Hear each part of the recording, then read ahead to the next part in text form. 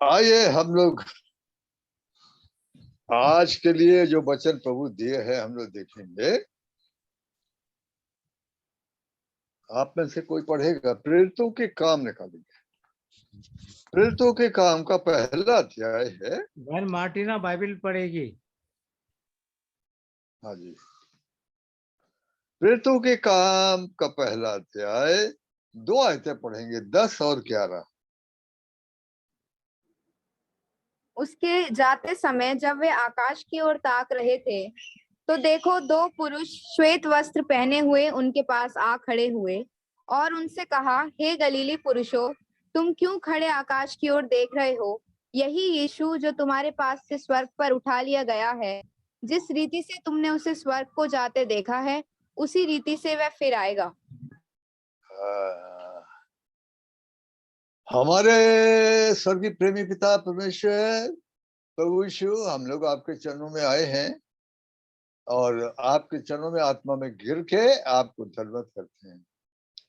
दयालु प्रेमी पिता, बहुत धन्यवादी हैं क्योंकि आपने हम लोगों को जीवन की लंबी यात्रा में आपने यहाँ तक पहुंचा दिया।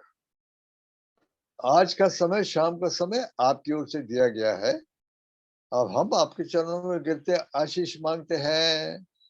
प्रभु जी, हम लोग की जरूरत आप जानते हैं। हम लोग आखिरी टाइम से गुजरे जाते हैं। आपके आने का टाइम हो गया, रात बहुत बीत गई।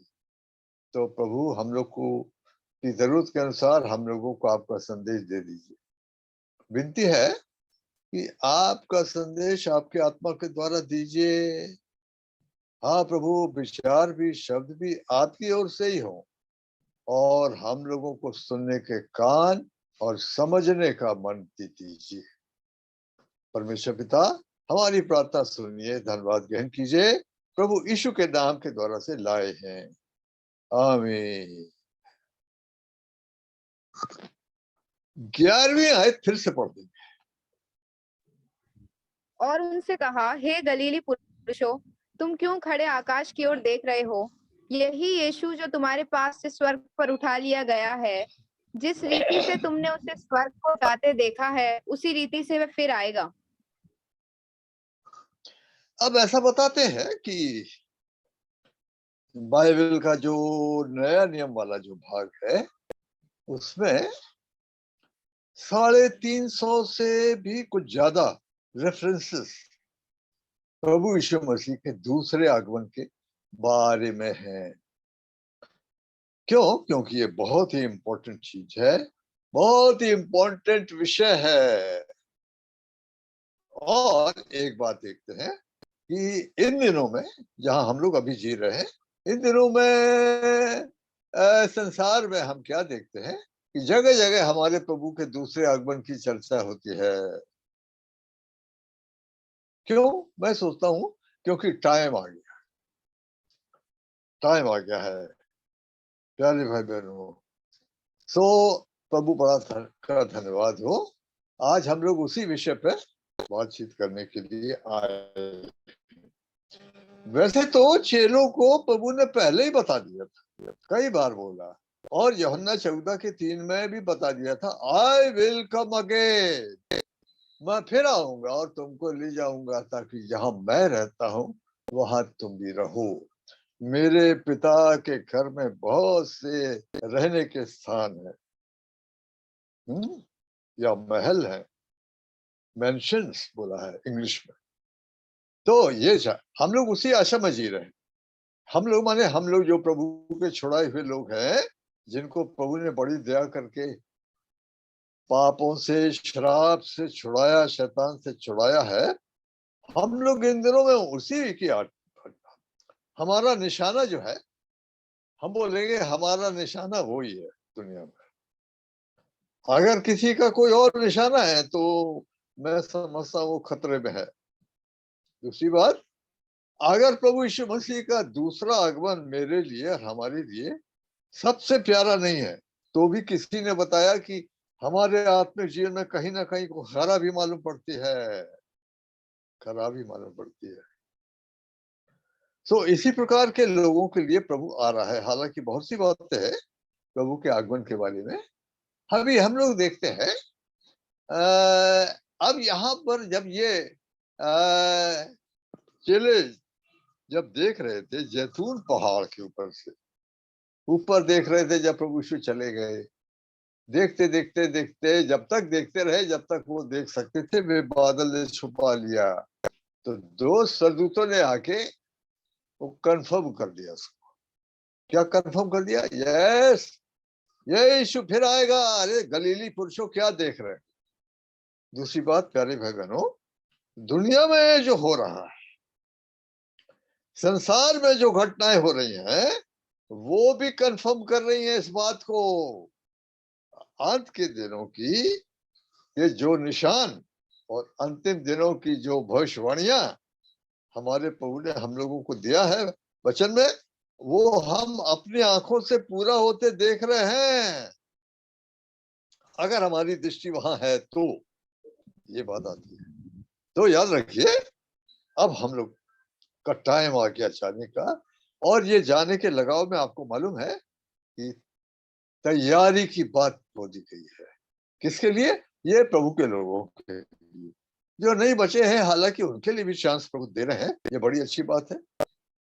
तो आज का जो संदेश है, जो प्रार्थना करके प्रभु ने हमको दिया, उसमें जो खास बात जो प्रभु ने बोला वो ये था, यही यीशु। 11वीं आयत में क्या पढ़ा आपने? सरदूतों ने क्या बोला? कौन आएगा? फिर से पढ़िए प्लीज। यही यीशु जो तुम्हारे पास से स्वर्ग पर उठा लिया गया है, जिस रीति से तुमने उसे स्वर्ग को जाते देखा है, उसी रीति से वह फिर आएगा। अच्छा, यही यीशु, बाइबल में यही है ना, द सेम चीज है। ऐसा क्यों बोला? क्या कोई दूसरा वाला भी आ सकता है क्या? यही यीशु आएगा? हाँ ये बात, हाँ तो बाइबल बताती है। अरे नहीं, और भी दूसरे यीशु चले आते हैं। हमारे प्रभु ने क्या बोला? मत्ती 24 का निकालिए, मत्ती 24 का 4 और 5 पढ़ दीजिए। यीशु ने उनको उत्तर मत्ती दिया, 24 सावधान रहो, हाँ। कोई तुम्हें भरमाने ना पाए, क्योंकि बहुत से ऐसे होंगे जो मेरे नाम से आकर कहेंगे मैं मसीह हूँ, और बहुतों को भरमाएंगे। हाँ 4 और 5 तो आपने देखा। हाँ, और उसी का मत्ती 24 की 24वीं आयत पढ़ दीजिए। क्योंकि झूठे मसीह और झूठे भविष्यद्वक्ता उठ खड़े होंगे और बड़े चिन्ह और अद्भुत काम दिखाएंगे कि यदि हो सके तो चुने हुओं को भी भरमा दें। अब यहाँ पर एक बड़ा जो डिसेप्शन, बड़ा धोखा है। और भी मसीह आते चले आते हैं, आएंगे, और अभी भी है प्यारे भाई बहन, है ना। और ये तो हम लोगों ने देख लिया, और वचन में भी हम लोगों ने सुन लिया कि प्रभु यीशु का आने का बोला है। एक और कोई आ रहा है जिसको एंटी क्राइस्ट बोलते हैं, एंटी क्राइस्ट बोलते हैं। हाँ, हालांकि बहुत पहले बोला था, अरे हम लोग आखिरी दिनों में जी रहे हैं। क्यों? अरे उसके आने का टाइम हो गया, दिखाई दे रहा है। ये मिलता है पहला यूहन्ना 2 अध्याय 18वीं आयत में। पहला यूहन्ना 2 अध्याय 18वीं आयत। हे लड़कों, ये अंतिम समय है, और जैसा तुमने सुना है कि मसीह का विरोधी आने वाला है, उसके अनुसार अब भी बहुत से मसीह विरोधी हुए हैं। इससे हम जानते हैं कि ये अंतिम समय है। बताइए कब बोला था? कितना पहले बोला था? लेकिन अब सचमुच में टाइम हो गया झूठे मसीहों के आने का, और एंटी क्राइस्ट जो अपने आप को गॉड और मसीह बोलेगा, उसका भी टाइम आ गया है। और याद रखिए, ये धोखा दे देगा, बहुत लोग धोखा खा जाएंगे। धोखे में तो अभी भी बहुत लोग हैं, प्रभु हमारी सहायता करे तो आज हम लोग देख लेंगे। पर यहाँ पर हमने एक बात देखा, ये इस्राएली लोग जो आ गए हैं, एक तो बड़ा बड़ा जबरदस्त निशान प्रभु यीशु मसीह के आने का, अंजीर के पेड़ में पत्ती निकली। हालांकि ये मैसेज आप सुन चुके हैं ना, तो भूलिएगा नहीं। अंजीर के पेड़ में पत्ती निकली तो कौन सा मौसम आ रहा है? अब बर्फ हट जाएगी, अब गर्मी का मौसम आ रहा है। इसका मतलब प्रभु के आने का टाइम हो गया। प्रभु ने बड़ा पक्का निशान दे दिया। ये हम लोगों को मत्ती 24 के 32 और 33 में मिलता है। पढ़ दीजिए मत्ती 24 का 32 और 33। अंजीर के पेड़ से ये दृष्टांत सीखो, जब उसकी डाली कोमल हो जाती और पत्ते निकलने लगते हैं तो तुम जान लेते हो कि ग्रीष्म काल निकट है। इसी रीति से जब तुम इन सब बातों को देखो तो जान लो कि वे निकट है, वरन द्वार ही पर है। मैं समझता हूँ कि चेलों ने जैतून पहाड़ पर जब प्रभु यीशु बैठे थे, आखिरी बार वो निकल गए मंदिर से। आपको मालूम है, आखिरी बार जब प्रभु यीशु मसीह मंदिर से निकल रहे थे तो किसी चेले ने उनका ध्यान खींचा और क्या बोला? अरे प्रभु, बिल्डिंग तो देखिए, पत्थर तो देखिए। अब प्रभु ने फिर क्या बोला था? अरे यहाँ एक पत्थर पे पत्थर भी नहीं बचेगा जो ढाया ना जाए। ये बड़ी बात बोल दी है। इतना मशहूर बिल्डिंग, 46 साल लगे बोलते बदल, इतनी मशहूर बिल्डिंग को प्रभु क्या बोल दिए? पत्थर पे पत्थर भी नहीं बचेगा। इसलिए आप याद रखिए, इसका बोलने के बाद क्या हुआ? इसके बोलने के बाद प्रभु यीशु मसीह जैतून पहाड़ पर जाके बैठ गए। हाँ, जैतून पहाड़ मंदिर के सामने ही है। तो 4 चेले प्राइवेटली गए थे। अरे प्रभु, आपने ये क्या बोला है? ये क्या होगा? ये कब होगा? कौन कौन गए थे? यूहन्ना गया, पतरस गया, अंद्रयास गया, यूहन्ना का भाई गया। ये 4 चेलों ने जाके पूछा, लॉर्ड, 3 सवाल पूछे थे। आइए हम देख लें, क्योंकि हम लोग के मतलब का तो है। कौन कौन 3 सवाल पूछा? मत्ती 24 का 3 पढ़िए। जब वह जैतून पहाड़ पर बैठा था तो चेलों ने एकांत में उसके पास आकर कहा, हमें बता कि ये बातें कब होंगी, तेरे आने का और जगत के अंत का क्या चिन्ह होगा। इसमें when shall these things be, English में, यानी ये जो आप पत्थर पे पत्थर यहाँ नहीं रहेगा अपोले मंदिर का, ये कब होगा? और फिर दूसरा क्वेश्चन है, what shall be the sign of thy coming? आपके आने का कोई चिन्ह। सिंगल, ऐसा लगता है कि बहुत से चिन्ह नहीं पूछे, सिंगल पूछा था, एक कोई चिन्ह बताओ। अब इसलिए मत्ती 24 के 32 में ये प्रभु ने चिन्ह क्या दिया? अंजीर का पेड़। ये तो आपको बताया जा चुका है और आपने जरूर देखा होगा कि बाइबल में अंजीर का पेड़ काय के लिए आता है? अंजीर के पेड़ की तुलना किससे की गई है? इस्राएल देश से और इसराइलियों से की। अभी हम वो रेफरेंस नहीं देखेंगे, क्योंकि वो रेफरेंसेस आपको कई बार बता दिए गए अंजीर के पेड़ को।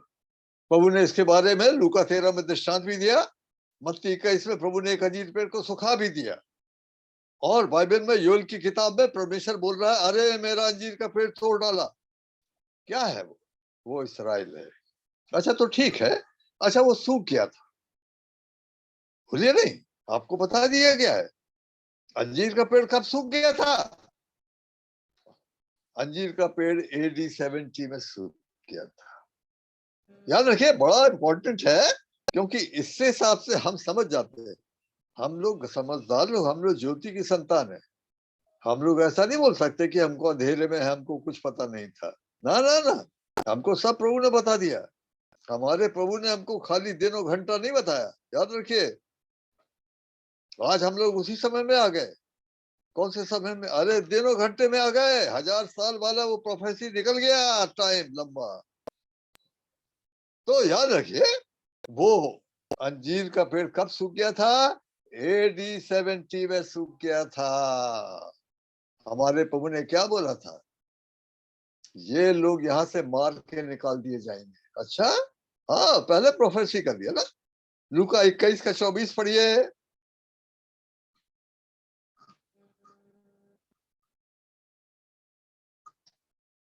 लूका 21 का 24। वे तलवार के कौर हो जाएंगे और सब देशों के लोगों में बंदी होकर पहुंचाए जाएंगे, और जब तक अन्य जातियों का समय पूरा ना हो तब तक यरूशलेम अन्य जातियों से रौंदा जाएगा। ये बड़ा अच्छा है ना। ये प्रभु यीशु मसीह के दूसरे आगमन की बातों को बार बार रिपीट करना बहुत ही अच्छा है। क्यों? कि हमारे अंदर पक्का हो जाए। देखिए, कोई शक ना रह जाए, कोई धोखा ना दे। कुछ लोग धोखा देते हैं, अरे ये तो डराते हैं, तो अभी तो हजारों साल लग जाएगा। नहीं नहीं, ऐसा नहीं होगा। अच्छा, तो याद रखिए, तो मैंने बताया कि ये अंजीर का पेड़ कब सूख गया? AD 70 में सूख गया, रोमियो ने हमला करके, क्योंकि रोमियो के खिलाफ बलवा कर गए। आपको मालूम है ना, प्रभु यीशु मसीह के जमाने में इसराइल किसके अंडर में था? अरे रोम के अंडर में था ना। लेकिन रोम से बलवा किया तो रोम ने भारी सेना भेजी और वो नगर ले लिया, आग लगा के फूंक दिया।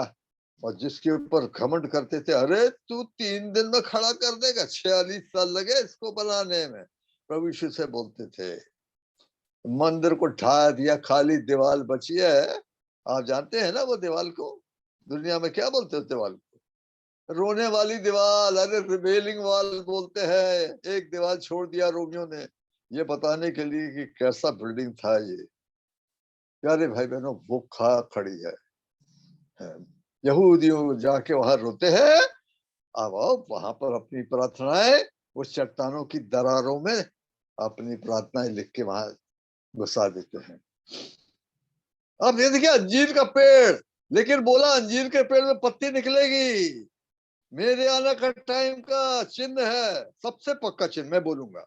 हालांकि there are many many signs, दिन प्रतिदिन निशान बढ़ते चले जा रहे हैं। देखने के लिए आंखें चाहिए, सुनने के लिए कान चाहिए। ओ, ये सबसे पक्का निशान, अंजीर के पेड़ में पत्ती निकली, सूख गया था। कब पत्ती निकली? बड़ा इंपॉर्टेंट है। अगर आप कोई नहीं, किसी को नहीं मालूम ना, तो बड़े अफसोस की बात है। अरे 1948 14 मई को पत्ती निकली। नहीं मालूम तो नोट कर लीजिए, अंजीर के पेड़ में पत्ती निकली, कोमल कोमल पत्ती निकली। 1948 14 मई को दुनिया में एक देश खड़ा हो गया जो करीब 2000 साल से गायब था। अब बाइबल में लिखा हुआ, ऐसी बात तो कभी सुना? ऐसी बात तो कहीं नहीं सुना क्या? अरे कोई एक दिन में कोई देश खड़ा हो जाता क्या? देशों को तो बनने में सेंचुरीज लगते हैं भाई, सैकड़ों साल में कोई देश बनता है। अचानक दुनिया में एक देश खड़ा हो गया जो 2000 साल से गायब था। और ये बात बाइबल में प्रोफेसी में प्रभु के दास यशायाह ने, जो प्रभु यीशु मसीह से 750 साल पहले था, पहले बता दिया। यशायाह 66 की 8वीं आयत पढ़िए। ऐसी बात किसने कभी सुनी? किसने कभी ऐसी बातें देखी? क्या देश एक ही दिन में उत्पन्न हो सकता है? क्या एक जाति क्षण मात्र में ही उत्पन्न हो सकती है? क्योंकि सिय्योन को प्रसव पीड़ा उठी ही थी कि उससे संतान उत्पन्न हो गए। अरे कभी सुना? नहीं सुना? हमने सुना। अरे हम लोग के टाइम में हमारी आंखों के सामने ये हो गया। ये हो गया, पत्ती निकल आई, काफी साल हो गए। यही पीढ़ी है प्यारे भाई बहनों। लॉर्ड प्रभु ने बोला, this generation shall not pass away. Which generation? ये पीढ़ी नहीं खत्म होगी, मेरे आने तक ये पीढ़ी रहेगी। कौन सी पीढ़ी? अरे वो जमाने की पीढ़ी तो खत्म हो गई भाई। नहीं, अंजीर के पेड़ वाली पीढ़ी, इसमें मैं और आप आते हैं।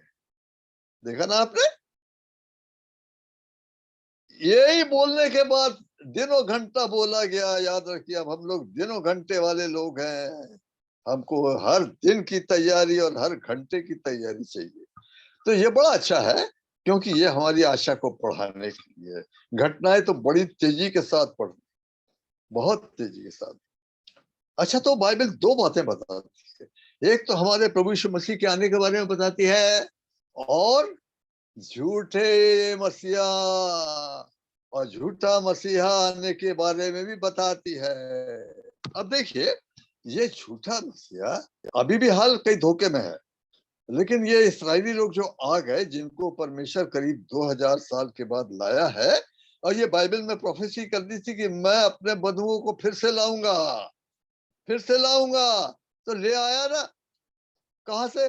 दुनिया के 85 कंट्रीज से आए हैं, आपको मालूम है। ये इस्राएली लोग जो आ गए 1948 में, यहूदी लोग, ये छितरे हुए थे सारी दुनिया में, सारी दुनिया। लेकिन जब बोला गया इसराइल 1948 14 मई को, जब बोला ये इसराइल, सब इसराइलियों के लिए खुला है, चले आओ। दुनिया के 85 कंट्रीज से इसराइली यहूदी लोग पहुंच गए। पर क्या वो प्रभु यीशु को मानते? वो प्रभु यीशु को नहीं मानते। वो क्या मानते? वो जो प्रभु यीशु आया था उसको मानते? नहीं मानते। क्या बोलते? आप देखिए, मत्ती का 28वां अध्याय 15वीं आयत पढ़िए। मत्ती 28 का 15 क्या बोलता है? अतः उन्होंने रुपए लेकर जैसा सिखाए गए थे वैसा ही किया। ये बात आज तक यहूदियों में प्रचलित है। कौन सी बात? क्या सिखाया था? अरे पहरुआ ने बोला हम लोग सो रहे थे ना, वो बॉडी चुरा के ले गए। आज तक ये बात प्रचलित है। याद रखिए, इस्राएली लोग इब्राहिम के वंश के लोग हैं, परमेश्वर भूला नहीं है। ना ना ना ना, परमेश्वर जो बातें बोलता, प्रतिज्ञा करता, कभी भूलता नहीं। मेरे आपसे भी जो बोला गया है, प्रभु को भी नहीं भूलते।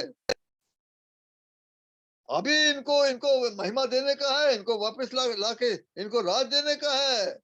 आप याद रखिए, मैंने आपको बताया इस्राएली यहूदी लोग आ तो गए हैं, पर वो अभी भी प्रभु यीशु को नहीं मानते। वो क्या बोलते? वो बोलते हैं वो तो झूठा था, मसीहा तो हमारा आने वाला है। हाँ, मसीहा आने वाला है। हमारे प्रभु ने इसका पहले इशारा कर दिया। प्रभु यीशु ने पहले इशारा कर दिया। क्या बोला? अरे मैं पिता के नाम से आया, मेरे को नहीं मानते। अरे कोई और आएगा ना, उसको तुम लोग मानोगे। ये यूहन्ना 5 का जॉन चैप्टर 5 वर्स 43 पढ़िए। यूहन्ना 5 जॉन चैप्टर 5 वर्स 43। मैं अपने पिता के नाम से आया हूँ और तुम मुझे ग्रहण नहीं करते। यदि अन्य कोई अपने ही नाम से आए तो उसे ग्रहण कर लोगे। अरे कोई दूसरा भी आ रहा है, मैं समझता हूँ। इसीलिए वो प्रेरितों के काम में जब चेले लोग जैतून पहाड़ पर प्रभु यीशु ऊपर उठाए गए तो देखते रहे। दो सरदूतों ने क्या बोला? कौन आएगा? अरे ये यीशु आएगा। दूसरा यीशु नहीं आएगा। सो क्या मैंने आपको बताया? इस्राएली लोग क्या बोल रहे? अरे वो झूठा था, अभी हमारा मसीह आने वाला है। अब देखिए, मैं आपको एक मैगजीन की थोड़ी कटिंग दिखाता हूँ। मैं समझता हूँ कि आप इसको देख लेंगे। मैं ये बताना मांग रहा हूँ आपको, इस्राएल में क्या हो रहा है। इस्राएल में इस्राएली लोग, यहूदी लोग क्या बोल रहे हैं इन दिनों में? अरे हमारा मसीह आ रहा है। अरे कौन? वो यीशु नहीं, वो उनका मसीहा बोल रहे हैं। वो मैंने बताया, एंटी क्राइस्ट आगे बोलेगा ये आ गया हमारा मसीहा। अब देखिए, मैं आपको जो कटिंग दिखा रहा हूं, ये मिडनाइट कॉल नाम की जो मैगजीन है, अमेरिका से निकलती है, और ये इसमें सेकंड कमिंग के बारे में देता है। तो देखिए क्या फोटो दी गई है, उनके घरों में क्या बैनर लगे हैं, मैं दिखा रहा हूं। अगर आप पढ़ सकते हो, इस्राएल में अपने घरों में इस्राएली लोग क्या बैनर लगाए हैं? मसीहा इज अराइविंग। आपने देखा? एक नहीं है, अभी और दिखा रहा हूं। आप इस्राएल में लगे, हम प्रभु के लोग पीछे हट रहे होंगे, लेकिन वो देखिए एक झूठे मसीहा के लिए वो क्या कर रहे हैं। मसीहा इज अराइविंग। इस्राएल में वो ये बात चल पड़ी है, वो बैनर लगा के घूम रहे हैं। ये देखिए, वो अपनी कार में लगा के घूम रहा है एक इस्राएली। क्या बोल रहा है? मसीहा। प्यारे भाई बहनों, आपने देखा ये धोखा खा जाएंगे। जो बस चलती है गवर्नमेंट की बस में भी तो लगा हुआ है मसीहा इज अराइविंग, देखा आपने? प्यारे भाई बहनों, ये धोखा खा जाएंगे। ये गलत आदमी को अपना मसीहा करके एक्सेप्ट करेंगे। आपको मालूम है जिस मंदिर को रोमियो ने तोड़ डाला था वहां पर अब क्या खड़ा है? वहां पर एक मस्जिद खड़ी है, अलेक्सा अलेक्सा मस्जिद, डोम ऑफ द रॉक अलेक्सा मस्जिद बोलते हैं। प्रभु यीशु मसीह से 690 साल बाद जब इस्राएली वहां से निकाल दिए गए थे, तब सलमान नाम के एक मुसलमान बादशाह ने, जो उन दिनों में वहां राज करता था, उसी स्थान पर एक मस्जिद बना दी है। उसका नाम है अलेक्सा मस्जिद।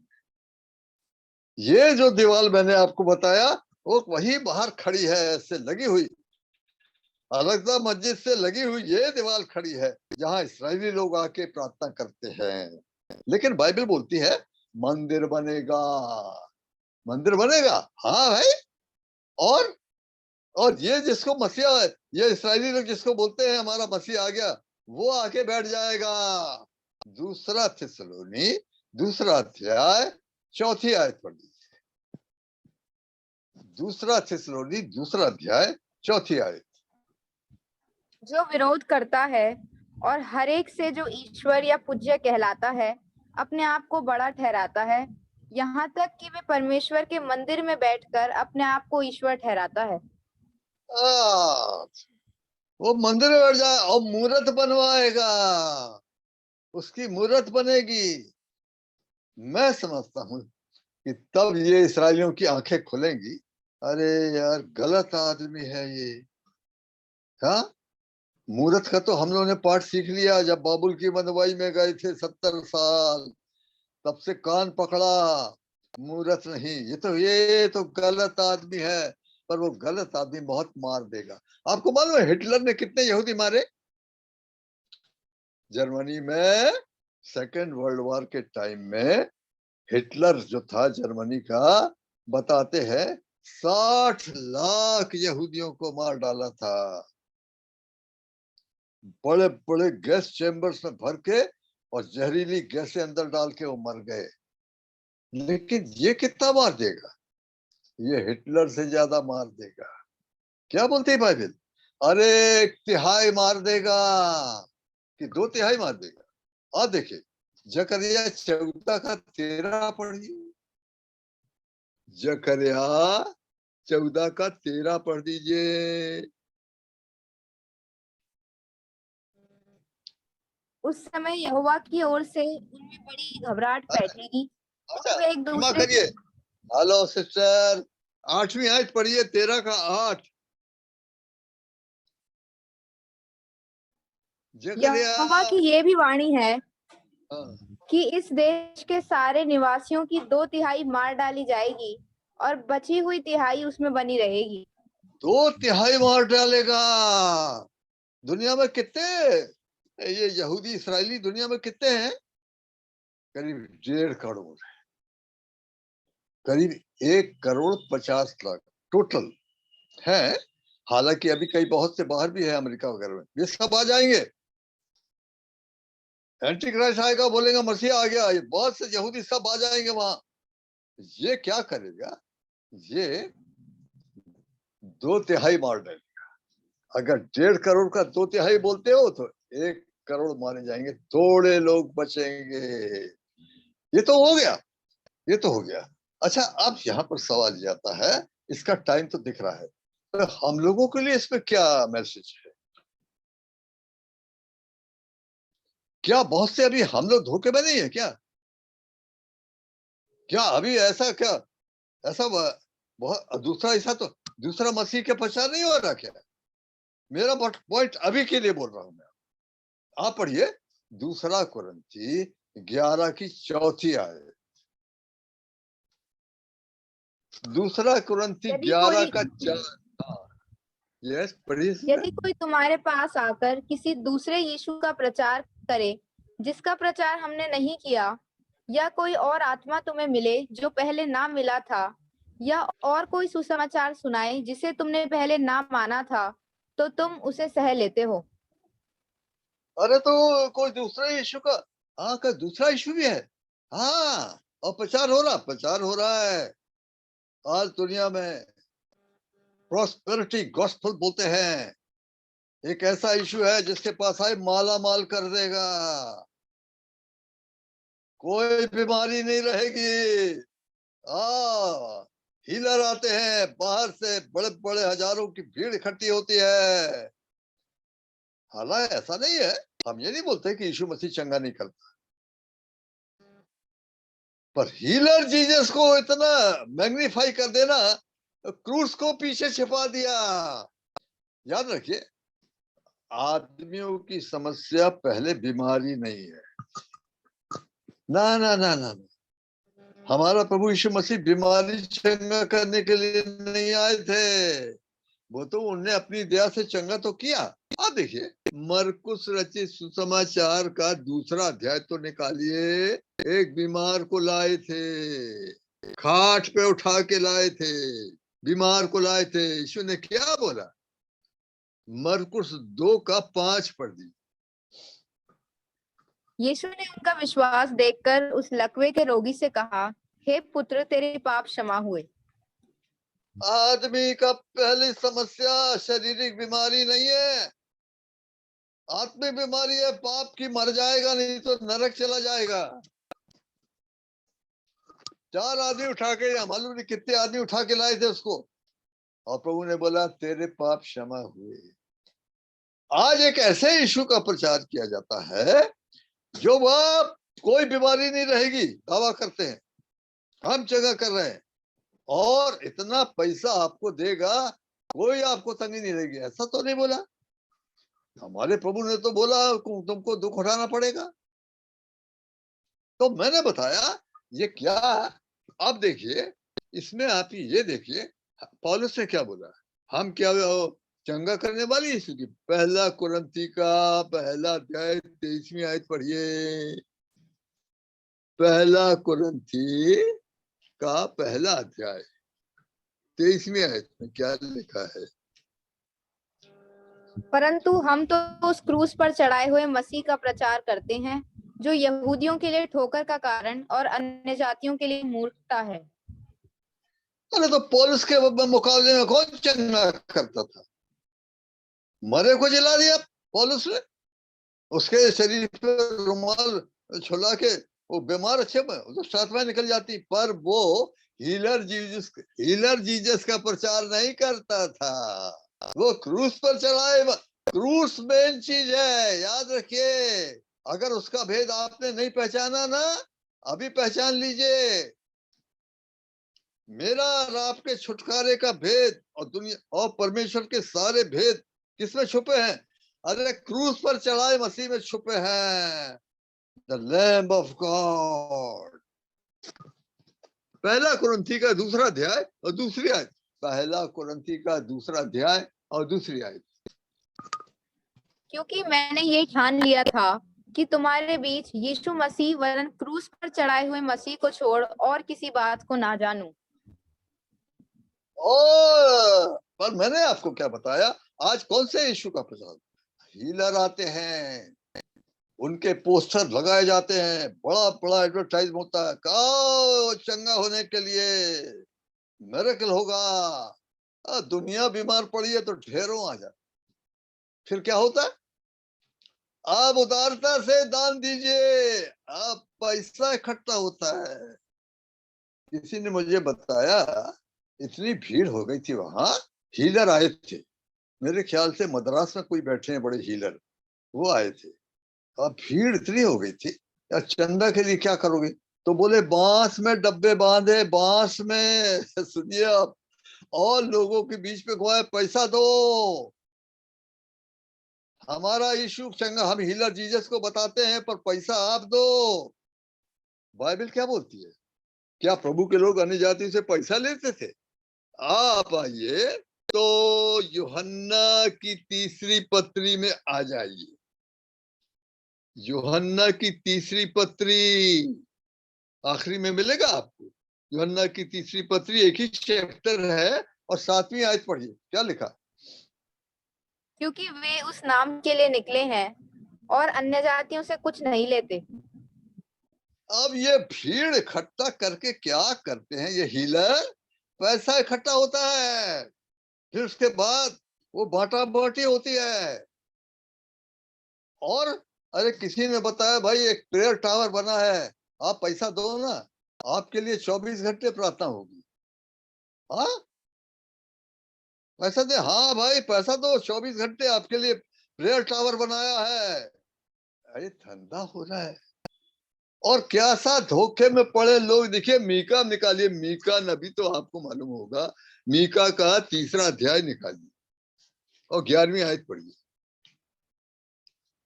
मीका 3 का 11 पढ़िए। पैसा लेके काम हो रहा है यीशु मसीह के नाम से।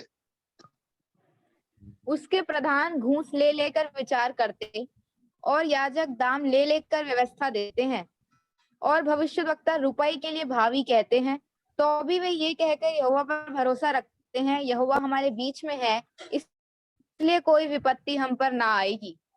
अरे सेम जीसस, लेकिन दूसरे जीसस खड़े हो गए, दूसरे जीसस हो गए, प्रचार हो रहा है। और लोग इतने धोखे में। मैं जिस नगर में हूँ, दमोह में, यहाँ पे बताते हैं सो कॉल्ड जो बहुत से क्रिश्चियंस हैं, अरे मनियाडा भेजते वहां। कहा? अरे वहां वॉच टावर में पैसा भेजो, प्रार्थना होगी। शैतान ने कैसा धोखा दिया आपको मालूम है? जब प्रभु यीशु मसीह ने दूसरे आमद की बात की तो पहली बात क्या बोला? अरे धोखा नहीं खा जाना। लेकिन धोखा तो बहुत आदमी खाए हुए। अच्छा, वो बाइबल में शैतान के तो कई नाम है, पर एक बात क्या बताई गई? धोखा देने में इतना माहिर है वो। कैसे? प्रकाशित 12 का 9 पढ़िए। प्रकाशित 12 की 9वीं आए।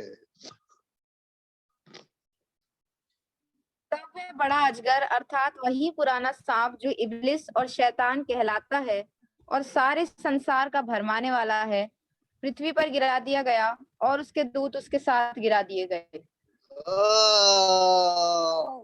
क्या बोला? पुराना सांप सारे संसार को। आपको मालूम है करोड़ों करोड़ों करोड़ों जो ईसाई कहलाते हैं, सो कॉल्ड क्रिश्चियंस, वो बेचारे धोखे में पड़े हैं, है ना? धोखे में पड़े हैं। क्यों? उन्होंने जांचा नहीं। एक तो उन्होंने ठीक से पहचाना नहीं। उनका जो फेथ है ना, किसी ने बताया नए नियम में 4 प्रकार के विश्वास है। हाँ, 4 प्रकार के विश्वास है। अब देखिए, वो विश्वास बोलता मैं विश्वास करता हूं, लेकिन वो उसका काम नहीं, वो मुर्दा विश्वास है। बाइबल बोलती है याकूब की पत्री में, अगर काम नहीं है ना तो मरा हुआ विश्वास है, या मेंटल फेथ है। मेंटल फेथ ये कैसा होता है? एक बार मालूम नहीं मेरे को कहां से गॉस्पल ट्रैक्ट मिला, यानी सुसमाचार का एक पर्चा मेरे को मिला था। उसकी हेडिंग मालूम क्या थी आपको? उसकी हेडिंग थी missed heaven by 18 inches. 18 inch रह गया था, स्वर्ग चूक गए। 18 इंच से चूक गए। 18 इंच से स्वर्ग चूक गए, नरक चले गए। तो क्या लिखा था उसमें कि आदमी का जो ब्रेन है, हेड और हार्ट के बीच में 18 इंच का गैप। इसका मतलब ब्रेन में तो था यीशु, जीसस का नाम मालूम था, माता का नाम मरियम मालूम था, चेलों का नाम भी कईयों को तो रटा है, रट गया फिर, लेकिन हार्ट में कभी नहीं आया, कभी नहीं आया। और ऐसे लोग कितने हैं? ऐसे लोग करोड़ों लोग हैं, करोड़ों लोग हैं। बड़ा गजब का धोखा दिया शैतान ने लोगों को। अब याद रखिए, ये जो हीलर आते हैं कई, याद रखिए ये क्या बोलेंगे न्याय के दिन में? क्या बोलेंगे? अरे प्रभु जी हमने निकाले दुष्ट आत्मा। अरे आप देखिए ना, मत्ती 7 में आइए, 21-22 पढ़िए। मत्ती 7 का 21-22-23। जो मुझसे हे प्रभु कहता है, उनमें से हर एक स्वर्ग के राज्य में प्रवेश ना करेगा, परंतु वही जो मेरे स्वर्गीय पिता की इच्छा पर चलता है। उस दिन बहुत से लोग मुझसे कहेंगे, हे प्रभु, क्या हमने तेरे नाम से भविष्यवाणी नहीं की और तेरे नाम से दुष्ट आत्माओं को नहीं निकाला और तेरे नाम से बहुत से आश्चर्य कर्म नहीं किए? तब मैं उनसे खुलकर कह दूंगा, मैंने तुमको कभी नहीं जाना। हे कुकर्म करने वालों, मेरे पास से चले जाओ। चले जाओ आग के कुंड में। पैसा इकट्ठा करते रहे कुकर्मी को।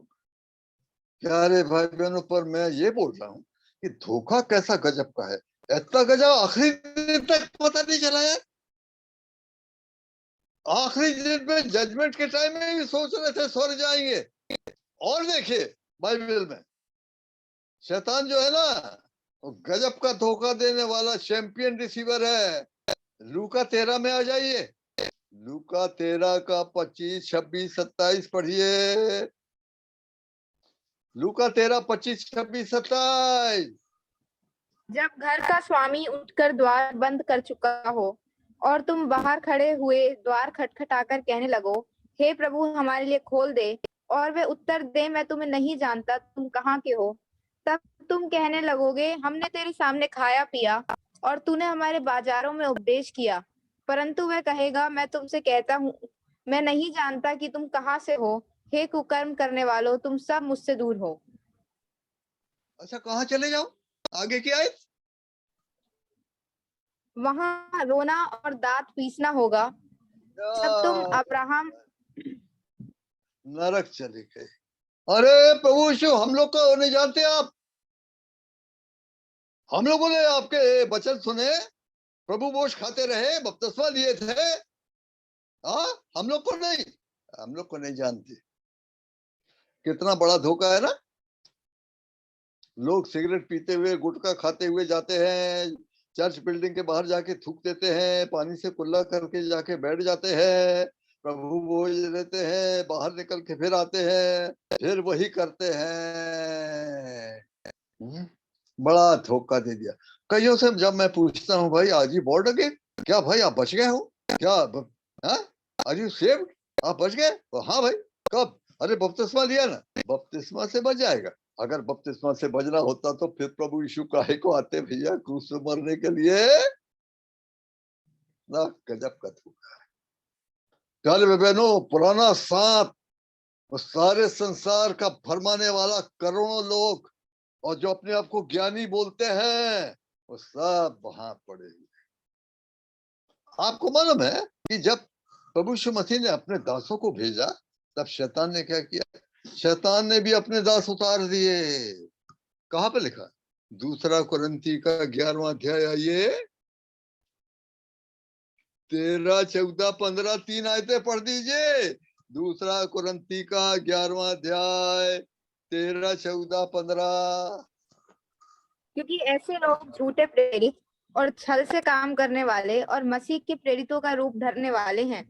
ये कुछ अचंभे की बात नहीं, क्योंकि शैतान आप भी ज्योतिर्मय स्वर्गदूत का रूप धारण करता है।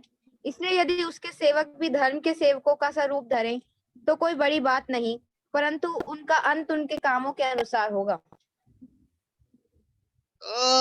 देखा आपने? अरे बाइबल लेके आ जाएंगे, प्रेज द लॉर्ड भी बोलेंगे। बड़ा गजब का धोखा है, है? अगर आपको समझ नहीं ना, आप पकड़े जाएंगे। इसलिए कहता बच्चे मत बने रहो, बच्चे बने रहो। एक तो कईयों का उद्धार ही नहीं हुआ, वो बेचारों को जो चाहे जो आके बहका के ले जाए यीशु के नाम में। कई फिरते हैं, वो आते हैं यीशु के नाम में चंदा पैसा इकट्ठा करके चले जाते हैं। हाँ, पर धोखा है।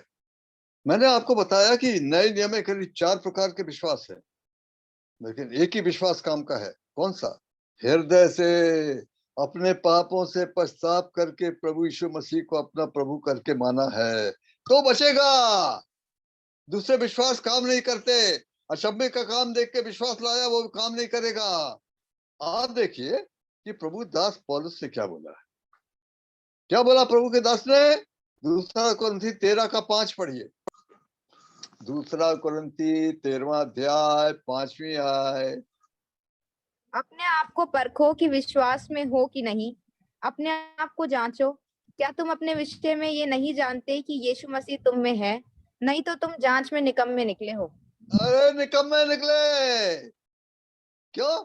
वो विश्वास कैसा विश्वास था, उसको परखा नहीं। प्रभु यीशु पे विश्वास करके तो आदमी नया बन जाता है, पुराना आदमी खत्म हो जाता है। नया जीवन क्या है? नया जीवन यही है जो अपने पापों से मन फिराए। हाँ प्रभु मैं पापी हूँ। 2 कदम में तो आदमी वहां चला जाता। 18 इंच में हमने देखा, वो बोला 18 इंच से सर चला गया। और बाइबल बताती 2 कदम उठाने से तो सर चला जाएगा। कौन कौन सा? एक तो बोले प्रभु मैं पापी हूँ।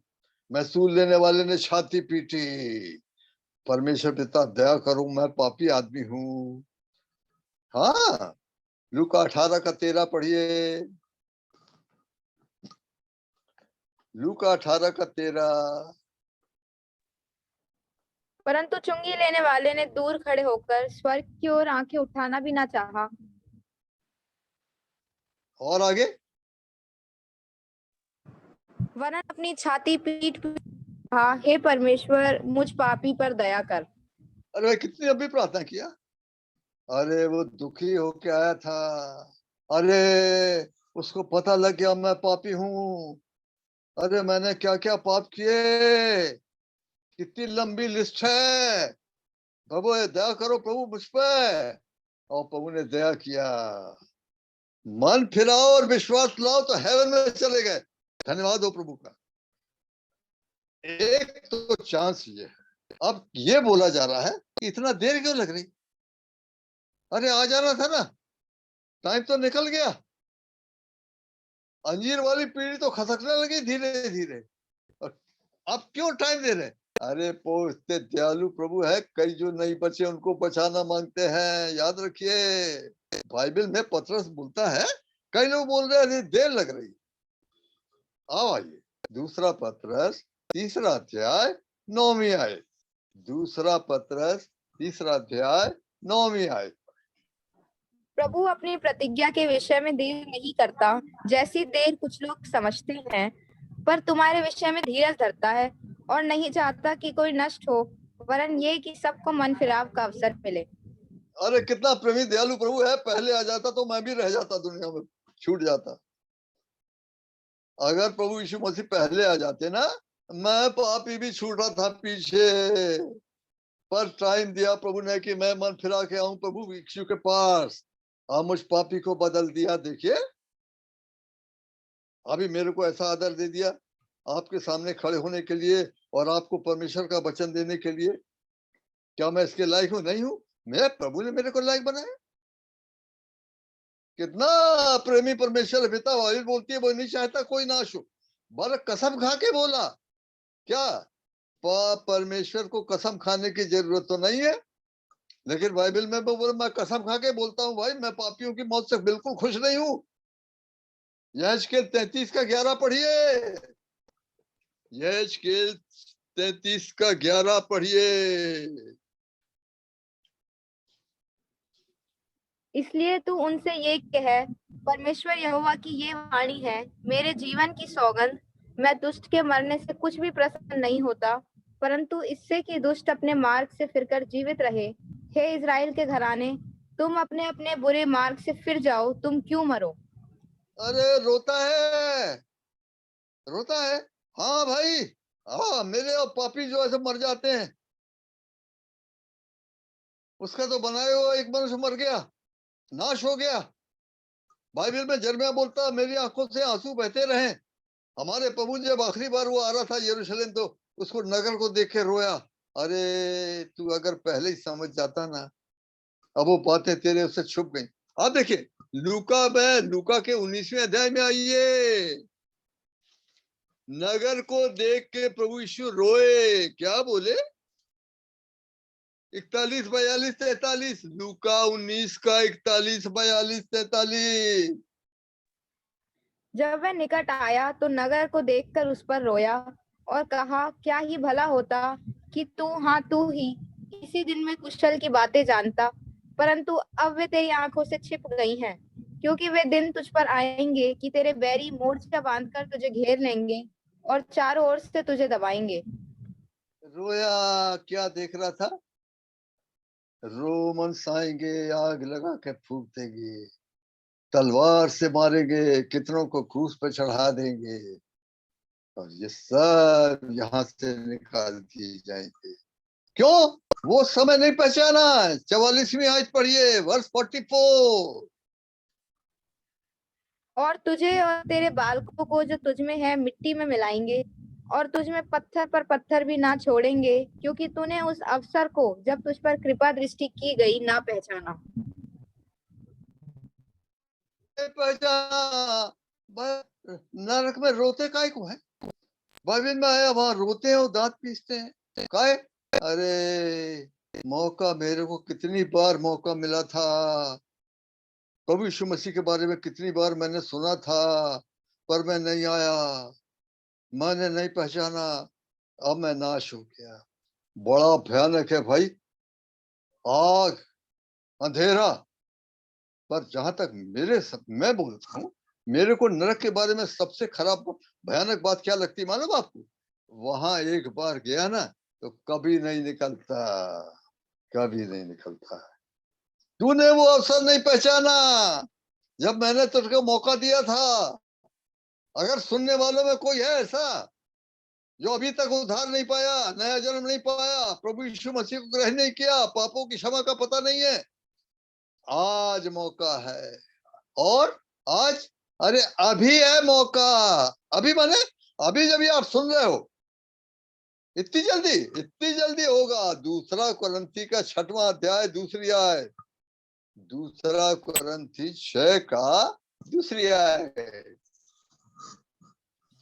क्योंकि वह तो कहता है, अपनी प्रसन्नता के समय मैंने तेरी सुन ली, और उद्धार के दिन मैंने तेरी सहायता की। देखो अभी वह प्रसन्नता का समय है, देखो अभी वह उद्धार का दिन है। मैं बोलता हूं ना, वो बाइबल बोलती है, मैं नहीं बोलता। अभी माने अभी जो आप सुन रहे हो, आप बोलोगे पच गया, मेरी ओर देखो और बच जाओ।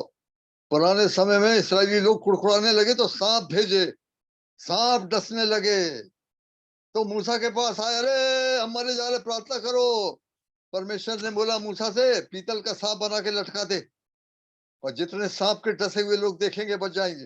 अरे मेरी ओर देखो और बच जाओ, प्रभु यीशु मसीह क्रूस पे लटका, अरे पापी देखो, बिहोल्ड द मैन, और बच जाओ। देखने में बच जाते, देखने में बच जाते भैया, धन्य हो प्रभु। अब एक दूसरा पॉइंट यहाँ पर आता है, शैतान ने दुनिया को तो धोखा दिया, पर मैं बोलता हूं शैतान ने कई विश्वासियों को भी धोखा दिया। हम दूसरे आगमन की बात करते हैं, टाइम बड़ा निकला चला जा रहा है, पर क्या हालत है आप देखिए। फिलिप प्रकाशित वाक्य 3 अध्याय 17वीं आयत पढ़िए, प्रकाशित 3 का 17 पढ़िए। तू कहता है कि मैं धनी हूँ और धनवान हो गया हूँ, और मुझे किसी वस्तु की घटी नहीं, और ये नहीं जानता कि तू अभागा और तुच्छ और कंगाल और अंधा और नंगा है। अरे खाली दुनिया के लोगों को नहीं, विश्वासी भी कई धोखे में है। अरे हम बिल्कुल ठीक है, फलाना है, अरे तेरी हालत ऐसी है, प्रभु क्या बता रहे हैं, ऐसी हालत है। क्या हो गया? आत्मिक रूप से अंधे हो गए। क्यों? क्योंकि नेग्लेक्ट किया, टाइम कमे देते रहे, शारीरिकता करते रहे, संसारिकता करते रहे, पापों को माना नहीं। क्या हो गया? ये हो गया आत्मिक रूप अंधे हो गए। कपड़े मैले कितनों के?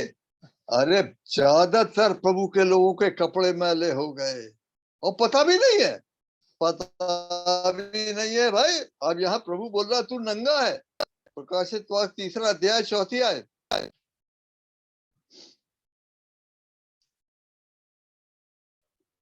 पर हाँ, सरदीस में तेरे यहाँ कुछ ऐसे लोग हैं जिन्होंने अपने अपने वस्त्र शुद्ध नहीं किए, वे श्वेत वस्त्र पहने हुए मेरे साथ घूमेंगे, क्योंकि वे इस योग्य हैं।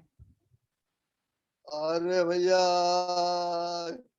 कितने लोग बचे सरदीस में? अरे सरदीस में प्रभु की कलीसिया है ना, हाँ कलीसिया, क्या नाम है? हमारे दमों में हमने नाम रखा एबेनेजर। आप प्रभु क्या बोलेगा? अरे तेरे एबेनेजर में ना बहुतों के कपड़े मैले हो गए, शरीरता करके मैले हो गए, संसार करके मैले हो गए। रात दिन क्या देखते हो? इंटरनेट में अभिलाष की चीजें देखते हो। कोई खुल्लम खुल्ला देखते हैं, कोई छुप के देखते हैं। कपड़े मैले हो गए। अब मैले कपड़े वाले खड़े होंगे क्या? प्रभु ने बोला मेरे सामने खड़े हो। अरे किसकी हिम्मत है खड़े होने की? वहां तो सरदूतों की हिम्मत नहीं होती आंख में लाने की। आप पढ़िए लूका 21 का 36, मेरे सामने खड़े होने के लायक बनो। लूका 21 का 36।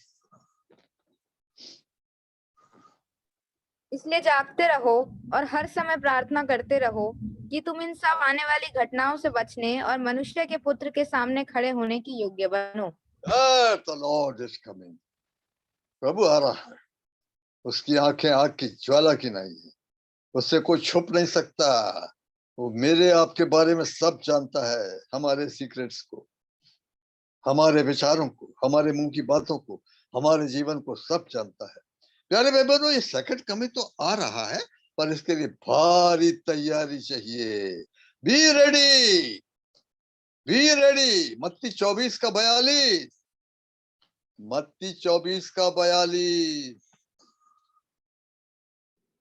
इसलिए जागते रहो क्योंकि तुम नहीं जानते कि तुम्हारा प्रभु किस दिन आएगा।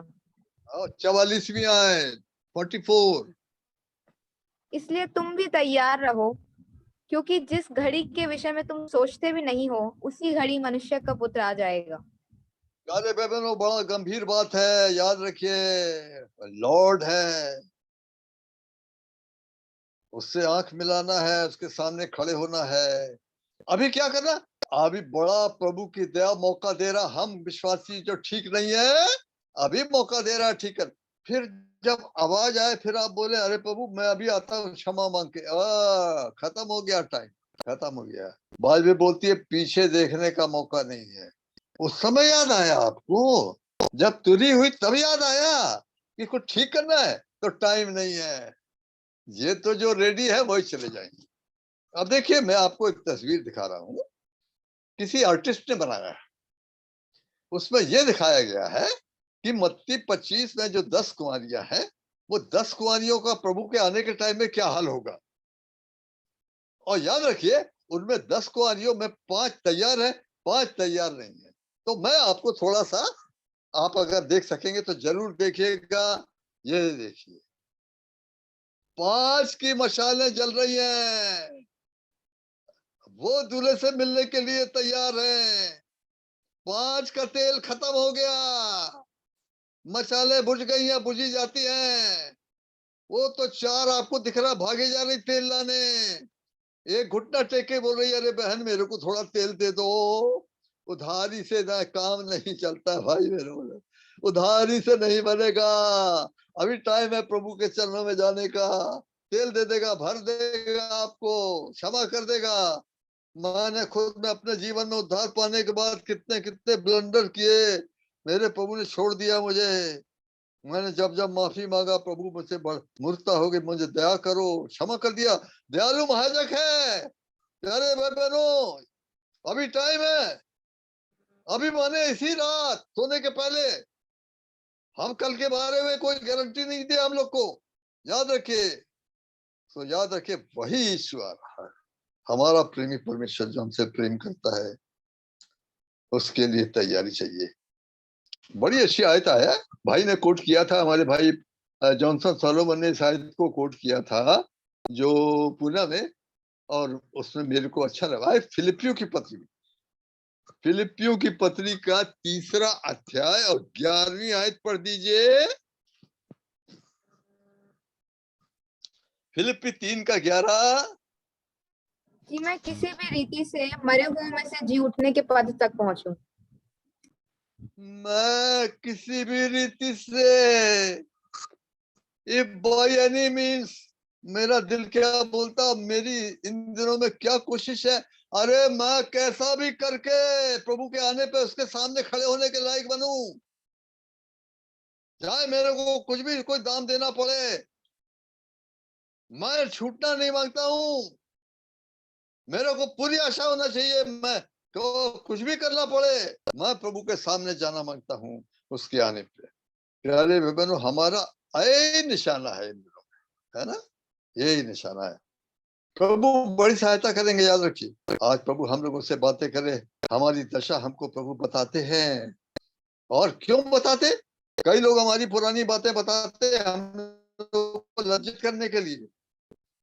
प्रभु हमारी पुरानी बातों को लज्जित करने के लिए नहीं बताते, काय के लिए? अरे हम माने उसको, बाइबल बोलती मान ले तो क्षमा कर देता है। तो प्यारे भाई बहनों, हम लोग आज यहीं रहेंगे। हालांकि ये तैयारी के बारे में और प्रभु के आने के बारे में बड़ा कीमती विषय है इन दिनों में। मैं समझता हूँ इससे ज्यादा जरूरी और कीमती दूसरा कोई विषय नहीं है। हम यहीं तक रहेंगे। प्रभु अपने वचन के ऊपर आशीष दीजिए। मैं प्रभु के दास भाई जी.के. जॉनसन से विनती करता हूं कि वो अंतिम प्रार्थना करे और बेनेडिक्शन भी दे। आइए हम लोग प्रार्थना करेंगे। हमारे दयालु प्रेमी स्वर्गीय पिता परमेश्वर, आप हमारे मेकर हैं, हमारे बनाने वाले परमेश्वर आप हैं, गॉड द क्रिएटर। और प्रभु आप हमारे बचाने वाले परमेश्वर हैं। जन्म से लेके हम लोग को पाला पोसा, यहाँ तक पहुंचा दिया। हम लोग जब अपनी पापी दशा में घिनौने थे और मरे हुए थे प्रभु, और श्रापित लोग थे, तो यीशु प्रभु आपने दुनिया में आके हमारे लिए, मुझ पापी के लिए क्या क्या सहा प्रभु यीशु। बड़ा अद्भुत है प्रभु। कौन आपके प्रेम को समझाएगा? उसकी गहराई को कौन बताएगा? उसकी ऊंचाई को कौन बताएगा? उसकी लंबाई को कौन बताएगा? उसकी चौड़ाई को कौन बताया जाएगा? Love of God. तो पिता बड़ा धन्यवाद करते हैं प्रभु, आज का जो समय दिया उसके लिए बड़ा धन्यवाद करते हैं प्रभु। वचन पर आशीष दीजिए।